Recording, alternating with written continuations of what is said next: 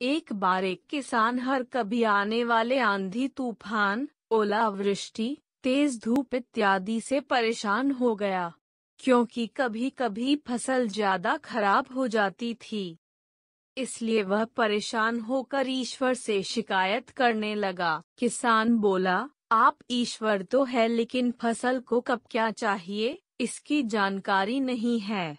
जिसकी जरूरत भी नहीं होती है वह भी देते रहते हैं। इसलिए आपसे मैं विनती करता हूँ कि आप मुझे एक मौका दीजिए, मेरे कहे अनुसार मौसम कीजिए, फिर हम सब किसान अन्न के भंडार भर देंगे। ईश्वर मुस्कुराए और बोले, ठीक है, आज से तुम्हारे अनुसार मौसम रखूंगा। किसान खुश हो गया। किसान ने अगली फसल में गेहूं की बुवाई की। उसने जब चाहा तब धूप मिली, उसने जब चाहा पानी मिला। पानी की तो उसने बिल्कुल कमी नहीं आने दी। आंधी, बाढ़ और तेज धूप तो उसने आने ही नहीं दी। समय बीतने पर फसल बड़ी हुई। किसान भी बहुत खुश हुआ कि इस बार शानदार फसल दिख रही है। किसान ने मन ही मन सोचा कि ईश्वर को अब पता चलेगा कि अच्छी फसल के लिए क्या क्या जरूरी है। फालतू में ही किसान को परेशान करते रहते हैं। किसान फसल काटने के लिए खेत पहुंचा। गेहूं के पौधे की बालियों को हाथ लगाया तो उसके पैरों तले जमीन खिसक गई।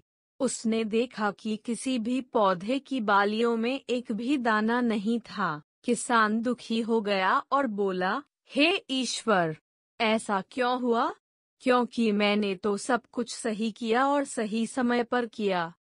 इस पर ईश्वर बोले, हे प्रिय किसान, ऐसा तो होना ही था, क्योंकि तुमने इन पौधों को बिल्कुल भी संघर्ष नहीं करने दिया। इन्हें ना तो तेज धूप में तपने दिया, ना ही आंधी का सामना करने दिया। इन्हें किसी भी प्रकार की चुनौतियों का सामना नहीं करने दिया। इसलिए बाहर से भले ही अच्छे दिख रहे हो, लेकिन ये अंदर से बिल्कुल खोखले हैं। इनके अंदर कुछ भी दाने नहीं। पौधे जब विभिन्न चुनौतियों का सामना करते हैं तो उनमें ऊर्जा पैदा होती है।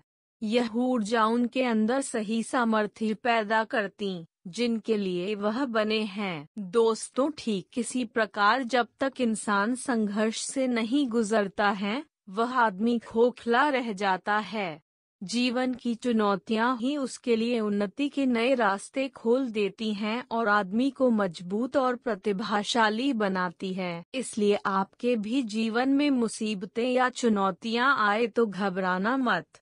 यह आपको बिखेरने के लिए नहीं, निखारने के लिए आई है। यह कहानी आपको बहुत अच्छी लगेगी। अगर अच्छी लगे तो एक लाइक और चैनल को सब्सक्राइब करें।